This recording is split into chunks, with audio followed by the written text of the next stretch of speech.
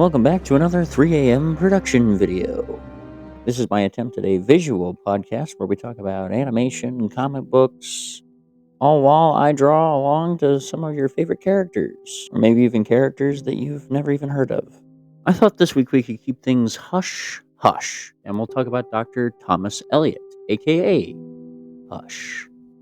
Now, he was first introduced about 20 years ago in a story of the same name called Hush, which elated this very elaborate conspiracy using a lot of Batman's allies and rogues gallery against Batman, and seemingly had him at wit's end. This character has appeared a lot in the comics since then, but that particular storyline that they did 20 years ago is getting a direct sequel with that more elaborate conspiracy story angle again, which I'm very excited to see that comes out this month. So with that in mind, I thought we could talk about some of the past stories that they've done, all while we draw it. So Dr. Thomas Eliot was one of Bruce Wayne's childhood best friends even before the trauma defined the two kids. They would go to each other's houses and play chess all the time. They were huge on strategy, on war games. And then seemingly one night, Thomas Eliot's parents were in a car accident. And Bruce's father performed the surgery and was able to save Thomas's mother, but not his father. Bruce had promised his friend that his dad would take care of Thomas's parents, but seemingly gets very upset when he finds out that his father is dead.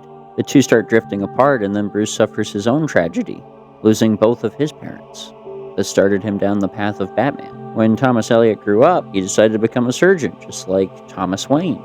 In the original story, it weaves this conspiracy, but it starts off with Killer Croc holding this child for ransom. Now, the ransom is going to be paid, but Batman shows up to make sure that the ransom is safely delivered back to its proper owners, and the kid is saved, only for him to duke it out with Killer Croc to find out that the ransom has gone missing.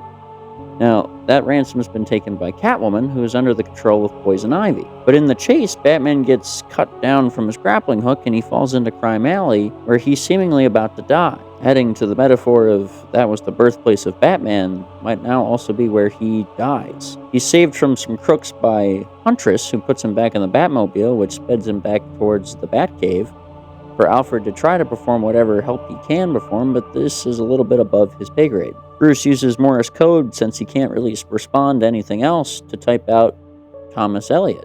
So Nightwing comes back to play and crashes one of Bruce's cars, and they seemingly now have an alibi for why Bruce Wayne would need a world-famous surgeon. After Bruce gets out of the hospital, he goes right back to the detective work to unravel this conspiracy, and he orchestrates a thing for Croc to escape so he can follow him back to the hideout, only to find out that Poison Ivy has gone underground somewhere in Metropolis. So Batman and Catwoman decide that they're going to team up since Catwoman doesn't like being manipulated, and they go to Metropolis. Now, Batman has no reason to be in Metropolis, so Bruce Wayne goes instead, since he owns the Daily Planet. He ends up running into Thomas Eliot at the airport, who says that they should catch up soon, which Bruce agrees, but he's got some business to take care of. So as Batman, him and Catwoman end up tracking down Ivy, who has acquired her own muscle in Metropolis because she's been given a lipstick laced with kryptonite that she's now using to control Superman. So Batman and Superman are duking out underneath the city in the sewers that are lined with lead thanks to Lex Luthor. And Batman has come up with a scheme to try to get Superman to snap out of it. He sent Catwoman to kidnap Lois Lane and drop her off the roof of the Daily Planet so Superman has somebody to save. The world's greatest detective has figured out Superman does in fact snap out of it and rushes to save Lois. Batman and Superman reconvene and they decide that there's not going to be enough time before Ivy gets the heck out of Dodge. So he goes back to the Fortress of Solitude to get himself a new suit and pick up some help. And with the help of Crypto the Superdog, they track down Poison Ivy. Because Catwoman decks Poison Ivy, and Superman asks if that was really necessary, and Batman and Catwoman both agreed that it is in fact necessary. Back in Gotham, Bruce spends a night out of the suit with his best friend, Dr. Thomas Eliot, and Selena Kyle and Leslie Tompkins, who is a longtime mentor to Bruce, and they go to the opera, which is seemingly held up by Harley Quinn and a bunch of goons. Now, in all the mayhem going on, Harley Quinn actually steals a family heirloom from Thomas Eliot, and Thomas Eliot wants it back. So in that chaos of Batman and Catwoman fighting Quinn, Eliot tries to get it back. It ends up in a dark alley before Bruce can catch up as Batman, and Batman walks out into the alley only to hear a gunshot. and then see the Joker standing over the body of his friend, Thomas Elliot, with a bullet hole in it. Batman, enraged by this, lunges at the Joker and is seemingly ready to kill him. The Joker has taken so many people in his life that he's fed up with it. He's sick and he's tired of all of the damage that this clown has caused. And Harley Quinn can't stop him. Catwoman couldn't stop him. It takes Jim Gordon shooting the ear off his cowl and trying to reason with him just to get him to slow down. Meanwhile, in the course of all of these events, there's this cloaked man with these bandages laced all over his face, watching everything. Now, this one particular occurrence, we zoom out to see this man, and he talks to us. And he flips a coin in his hand, leading us to assume we might know the identity of this man. Then we go to Thomas Elliot's funeral, where Bruce gives the eulogy for his friend.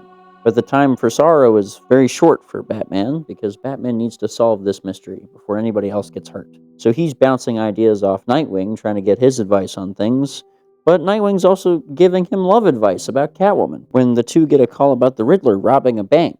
Now, this seemingly has no tie to the other mysteries because the Riddler robs a bank. He's always robbed banks. It's not out of his MO, whereas all the other characters are doing things out of their typical MO. But after they stop the Riddler, Batman finds trace elements of a Lazarus pit inside the armored truck. That leads him to Ra's al Ghul, who is one of his most deadly adversaries, who has this grand scheme of taking over the world. So Batman kidnaps his ex-girlfriend and has Catwoman watch her while he goes halfway around the world to fight his deadliest adversary, to find out that somebody has been tampering with a Lazarus pit and abused its power, which has not made Ra's al Ghul very happy.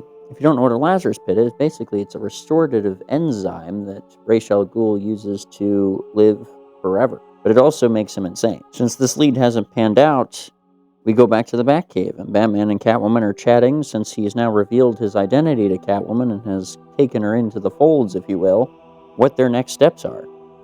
Tim Drake Robin seemingly comes out of the woodwork to fight Catwoman, who's very upset, but we find out that this is just a staged antic between Batman and Tim to try to see if Catwoman's involved in all this.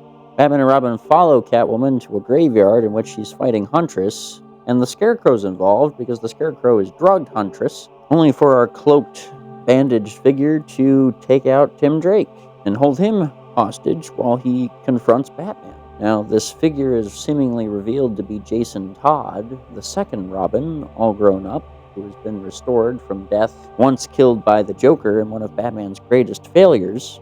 But there's some things off about this figure. He's not calling him Bruce. He doesn't seem to know the ins and outs. Seems like a very scripted Robin. It's revealed that is in fact an imposter, that it's Clayface who has morphed himself and been given a series of lines to read, as he is an actor, but it doesn't give Batman a lot to go on.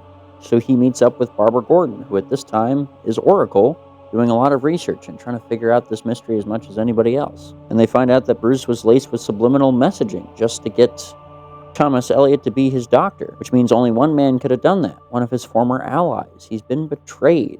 So he goes to meet this ally, and that ally is unfortunately shot by our actual cloaked figure, who has now revealed himself as Hush.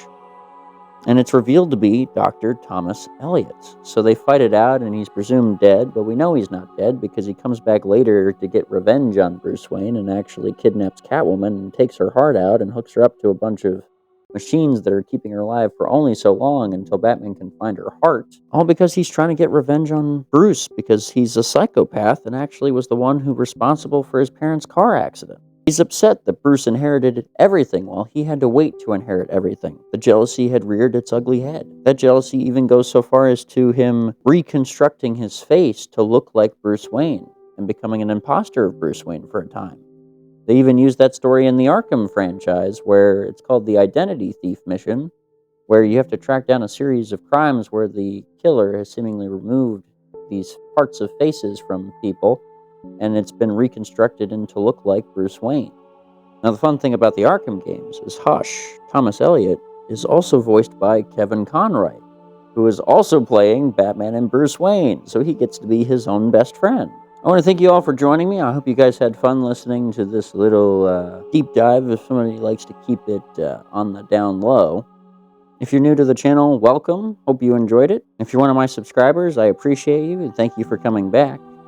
If you drew along with the video, please post in the comments below. I'd love to see it. I attached the thumbnail in the comments below so that way you could download it and follow along. But we'll see you next time.